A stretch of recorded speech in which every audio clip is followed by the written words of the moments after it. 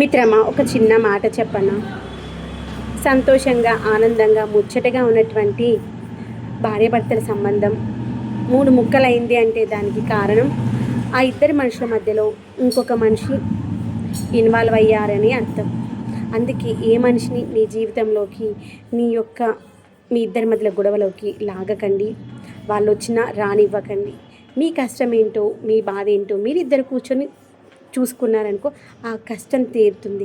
కానీ మీ మధ్యలో ఇంకొక మనిషి వచ్చారు అంటే మీ కష్టం పోకపోను, మీ మధ్యలో దూరం అనేటువంటి పెరుగుతుంది.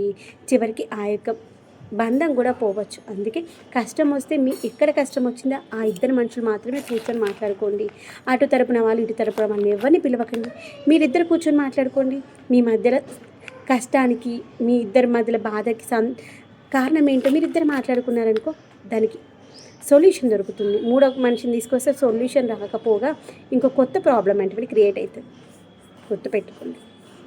అది భార్యాభర్తల మధ్య బంధమే కాదు, ఏ బంధమైనా, ఏ ప్రాబ్లం అయినా, ఎక్కడ ప్రాబ్లం అయిందో ఆ ఇద్దరి మధ్యలో ప్రాబ్లమ్ని ఆ ఇద్దరు కూర్చొని చూసుకుంటే ఆ ప్రాబ్లం అనేటువంటి సొల్యూషన్ వస్తుంది.